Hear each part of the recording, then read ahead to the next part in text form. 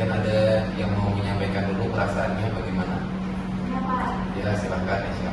Sebenarnya saya ada agak berbicara sedikit sih Pak, tapi saya penasaran sekali apa pembahasan Oke, baik, terima kasih ya Aisyah sudah sedikit menyampaikan, dan Bapak juga mau menyampaikan merangkum pertemuan sebelumnya yang mana kita sudah saling mengenal lebih dekat dan sama-sama sepakat bahwa kelompok hari ini adalah kelompok yang memiliki ruang yang aman untuk saling terbuka, untuk saling menghargai dan tidak menghakimi.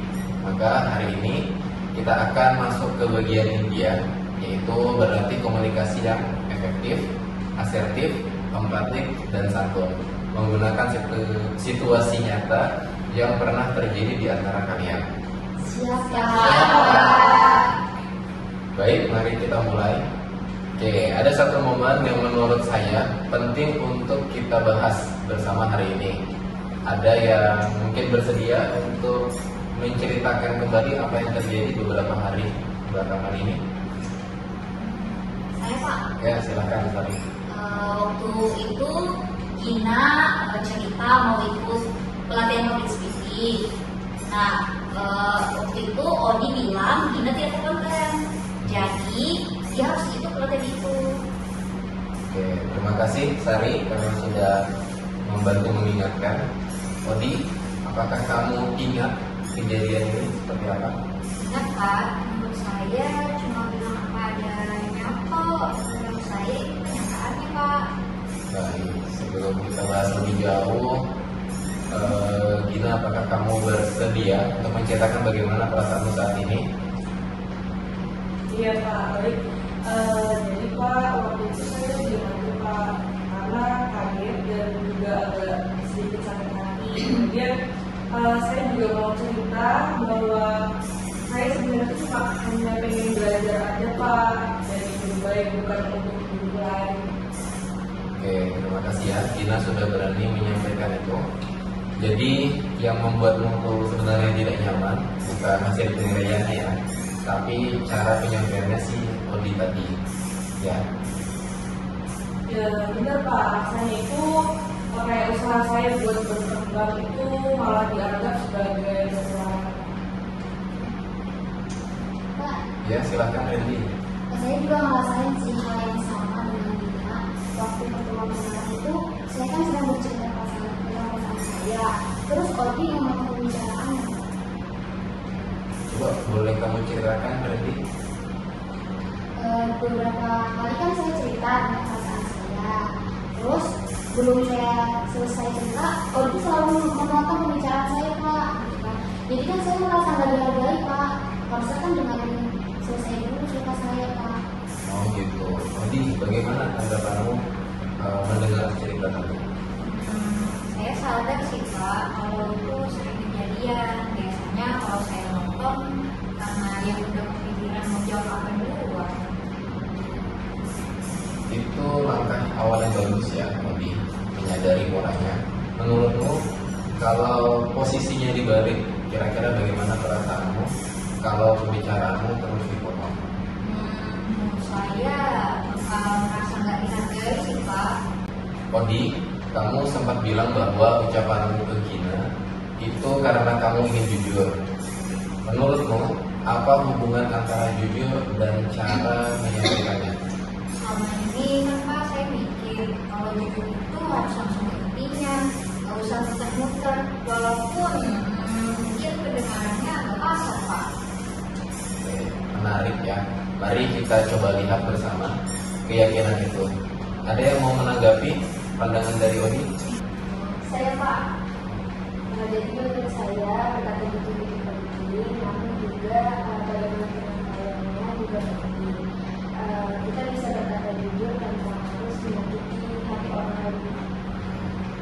Dari Ya Pak, ya silakan kami. ya, saya setuju sih sama Bapak. Sebenarnya tujuan Pak ini bagus menyampaikan masukan yang baik.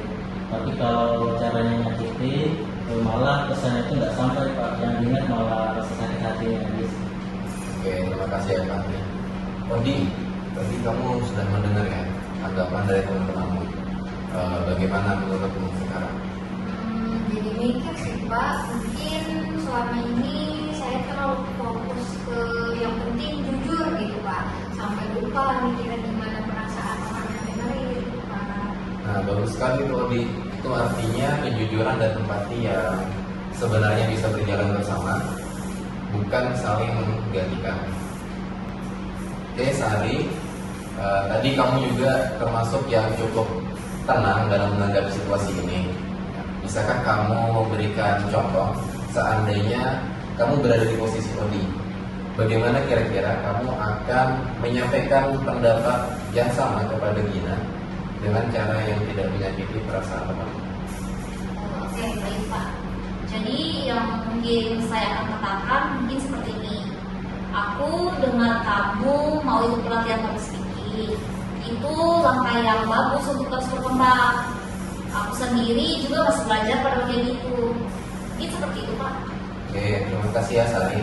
Apa yang kalian perhatikan dari cara Sari tadi menyampaikan? Pak, Ya, silakan. dari yang saya sampaikan tadi itu, Sari ini tetap bisa berbicara jujur, tapi perkataannya itu tidak langsung ngejudge si Gina Pak. Ya, silakan.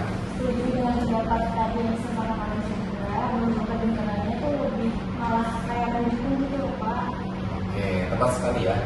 Jadi Sari tadi menunjukkan bahwa kejujuran bisa disampaikan dengan tetap menghargai perasaan orang lain. Oke, sekarang kita akan coba berlatih bersama menggunakan pola sederhana yang disebut dengan I message. Contohnya, saya merasa kecewa ketika perkataan saya dipotong karena saya berharap ketika saya berbicara itu didengarkan oleh orang lain. Mungkin Odi mau mencoba menyusun kalimat untuk situasi dengan Randy tadi. Ya Pak. Randy, maaf ya selama ini kalau aku sering potong pembicaraanmu. Lalu aku sadar kalau perasaan itu buat kamu tersinggung. Kedepannya aku mau dengerin kamu sampai selesai dan gak akan memotong pembicaraan itu. Makasih Robi, itu sudah cukup kok Pak. Ya, baik. Sekarang gilirannya Gina. Coba Gina, kamu sampaikan perasaanmu ke Odi menggunakan pola yang sama. Jadi di sini saya merasa kurang nyaman ya waktu aku bilang saya ini tidak kompeten, kemudian karena itu sebenarnya seperti aku menilai dari sangat buruk, dan juga saya berharap kedepannya kalau ada masukan atau saran bisa disampaikan dengan cara yang lebih baik lagi dan lebih pelan lagi. Ya, luar biasa ya. Terima kasih ya Gina. Itu sudah sangat asertif dan sangat jelas untuk Zahra, Eka, Fahri, Aisyah. Apakah kalian juga pernah mengalami situasi serupa yang ingin dicoba dengan pola I message ini? Ya, silakan. Saya itu kenapa waktu itu teman saya sering banget nyeletuk waktu saya lagi presentasi. Coba Zahra disusun kalimatnya seperti apa kira-kira? Saya coba ya. Saya ajak ke sidang jadwal dulu. Aku merasa terganggu ketika kamu itu suka nyeletuk waktu aku lagi presentasi. Karena kalau misalnya kamu nyeletuk kayak gitu, aku kan jadi kurang konsentrasi ya. Aku harap selanjutnya nanti waktu aku presentasi kamu bisa dengerin aku selesai presentasi dulu, baru kamu bisa berpendapat. Oke, luar biasa ya, makasih ya Zahra. Bagus sekali tadi yang sudah kamu sampaikan dan ini juga contoh yang sangat tepat menurut Bapak. Oke, sekarang mari kita coba peragakan bersama. Kalau tadi situasinya kita ulang, tetapi dengan pola komunikasi yang baru.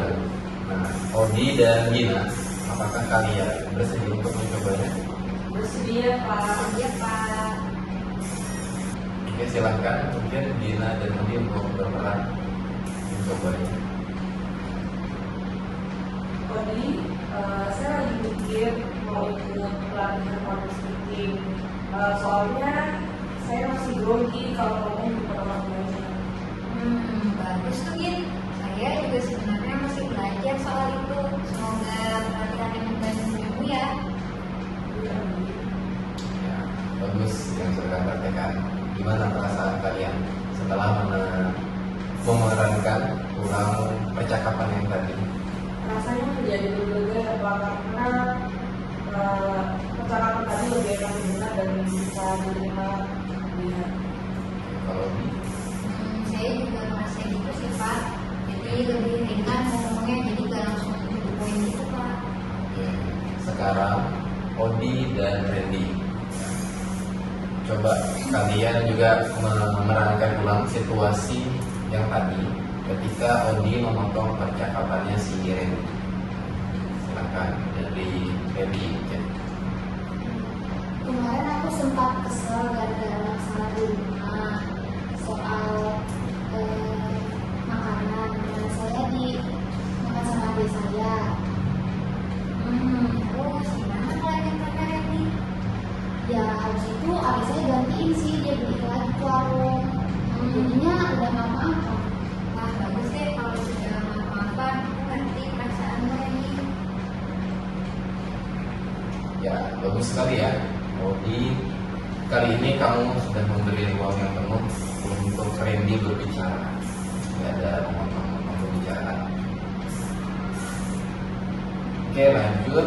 Sekarang Fahri, Zahra, Eka, dan Aisyah sebagai yang mengamati tadi dari teman-teman kalian sudah memerankan apa nih umpan balik yang kalian bisa coba latihan.